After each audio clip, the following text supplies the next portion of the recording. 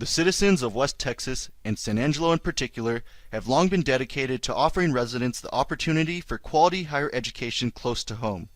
To this end, in 1908, the San Angelo Collegiate Institute opened its doors under the direction of the Methodist Episcopal Church South. The school operated until 1912, when it fell on financial hard times and was sold to the Catholic Church. Renamed St. Joseph's Academy, the building burned in December of that year, and plans to reopen the school never came to fruition. The people of San Angelo were not deterred and set out to secure a state-supported institution for the city. In 1917, when a locating board was formed by Governor Ferguson to decide on a location for a branch of Texas A&M, San Angeloans submitted a proposal to secure the school. Although the bid was unsuccessful, it did nothing to hamper their desire, and the city submitted a brief in 1923 when a location for Texas Technological College was sought. Again, the efforts were met with rejection, and the citizens decided to take matters into their own hands. With the intention to establish a local junior college, residents approached Felix Smith, superintendent of San Angelo Public Schools, for leadership. With plans underway, a $250,000 bond issue was passed, and by 1927, construction began on San Angelo Junior College at the corner of North Oaks and East 2nd Streets. The two-story, cream brick building boasted classical architecture with 4 massive, white columns on the front of the facade. The first floor housed the administrative offices as well as science and domestic economy classrooms and a 600-seat auditorium. The library, faculty offices, additional classrooms, and a study hall were found on the 2nd floor. When it first opened its doors in the fall of 1928, Superintendent Felix Smith became the first president, and San Angelo Junior College was touted as being the second largest and best in state. 112 students were admitted that fall at the tuition rate of $75 for residents from the city and $150 for non-residents. The fledgling school had barely opened its doors in the fall of 1929 when the stock market crashed and ushered in the Great Depression. In an attempt to attract more students and raise revenue through increased enrollment, out-of-city tuition was reduced to $75. Times were hard, and by 1933, the school was operating on a month-to-month basis. But while many businesses and other institutions around the country failed, San Angelo Junior College survived through the prudent leadership and support of the community. One example of this was the establishment of scholarship funds, most notably the Massey Foundation. By 1943, the foundation had provided scholarships for 631 students.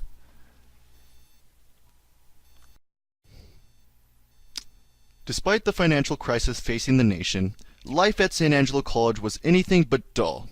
In 1934, the first student newspaper, the College Trail, appeared, and the following year, 20 students received their degrees at commencement. In 1936, the music program, which had been suspended in 1934, was restored. Dr. Wilson Elkins became the second president of the college in 1938. The first student organizations were established, along with intercollegiate men's basketball and football, as well as various men's and women's intramural teams. Despite financial hardships, San Angelo College continued to thrive, and by the early 1940s had outgrown its original Oak Street location. Under the direction of Dr. Elkins, a proposal was submitted to the WPA for assistance in building the new college campus. The proposal was approved, and plans were underway when, on December 7, 1941, the Japanese bombed Pearl Harbor and the United States was thrust into war. Immediately, the students, faculty, and staff of San Angelo College threw themselves into the war effort in various ways. Some volunteered to help with the construction of 2 Army Air Corps bases, proceeds from various events were donated to the War Fund, and many students volunteered for the armed forces. The school saw a visible decline in the enrollment of male students, which made room for one of San Angelo College's first NFL prospects, Ellis Jones, to make the football squad. Having lost his right arm after a childhood accident, the Abilene native would enjoy an outstanding career playing for the Rams before continuing with the Sugar Bowl-bound Tulsa University football team. He then played for a year in the NFL for the short-lived Boston Yanks. The San Angelo College football program, however, was suspended in 1943 due to lack of transportation. With wartime rationing of gasoline, students also pledged to help by riding bicycles or roller skating to save on fuel consumption. By 1945, an estimated 700 former San Angelo College students were in the military, a staggering one-fifth of all of those who have ever attended the school. This number did not include civilians working in the wartime industries. In the spring of 1945, the State Board of Education approved a proposal for an election to create a county junior college district, which passed by a 4-to-1 margin. As the war drew to a close, plans for expanding the campus resumed, and the football program was reinstated. San Angelo College prepared for growth as service members came home and took advantage of the GI Bill to pursue or continue their education. With a bond issue passed and a site chosen, in 1947, ground was broken on West Avenue N for the new campus. To supplement the funds from the bond issue and provide additional support for the school, residents and local businesses joined forces and held fundraisers. A car dealer donated a 1947 Buick for auction. Proceeds from a special movie night were donated by a local theater, and a nightclub gave the profits from a San Angelo College night. By year's end, an additional $300,000 had been raised for the school. When classes commenced at the new location, the current Solmeyer Administration building housed classrooms, and the original library was located in the rounded end of the facility. While the rapidly growing campus was abuzz with excitement, they had vowed not to forget those who were lost during World War II.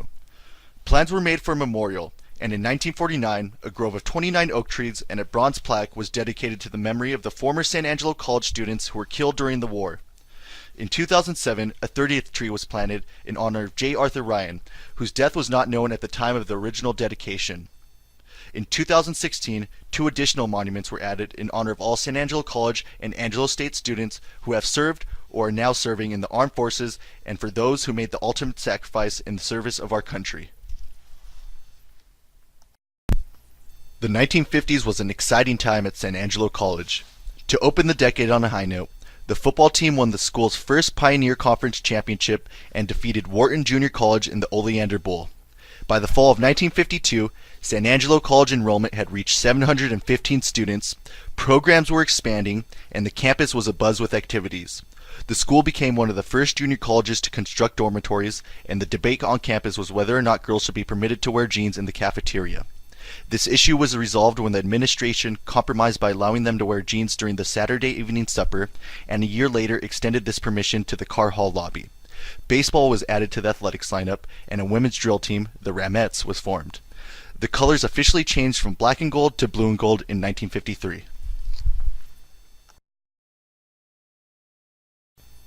More importantly, in 1953, Benjamin Kelly, Mary Frances Simpson, and Ann Owens became the first African American students to attend San Angelo College. Kelly, who had played football for a year at University of Illinois before joining the Army, returned home to San Angelo with a desire to resume his education and return to his playing days. After approaching the coaching staff, he was told that San Angelo College was a segregated school, and they did not have the authority to allow him to enroll. Not deterred, Kelly asked who did have the authority, and was sent to speak with the college president, Rex Johnston. After their meeting, Benjamin Kelly crossed the hall to the registrar's office and enrolled in classes. Simpson and Owens soon followed. In 1954, Kelly was named freshman class favorite, and when she received her diploma in 1955, Simpson was recognized as an outstanding graduate. The 50s went out with a bang as the Rams basketball team coached by Phil George won the Pioneer Conference Championship 3 times and brought home the school's first national championship title in 1957.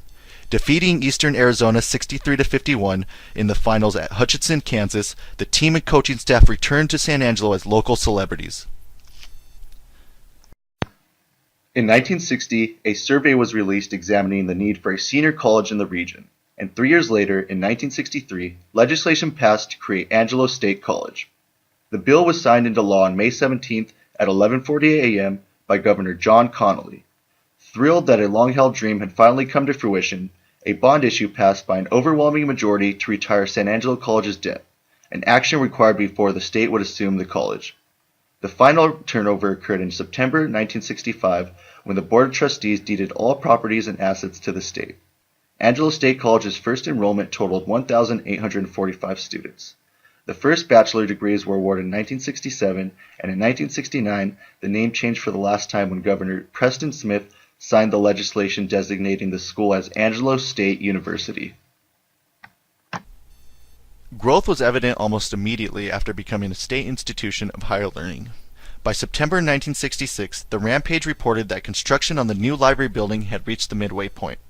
The building was officially dedicated to the following October. In addition, construction had begun on the 2 high-rise dormitories and the academic and campus buildings. By 1972, the new physical education building, police station, Houston Hart University Center, physical plant, tennis courts, and field house were constructed. Following the death of Dominic II, the Live mascot, in 1970, student Wiley Burris would establish one of the most well-known and loved ASU traditions.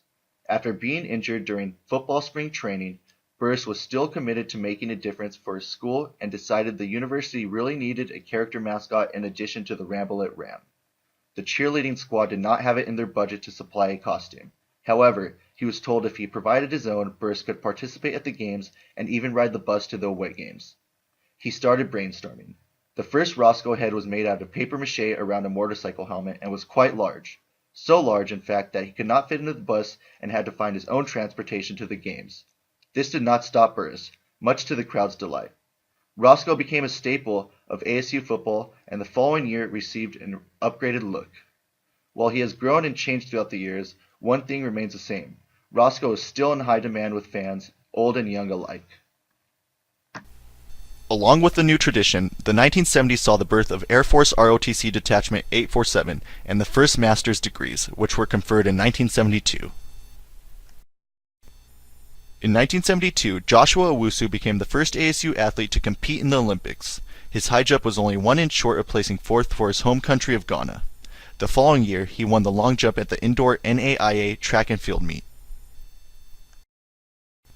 Intercollegiate sports for women began in November 1975 with a basketball victory against West Texas State University.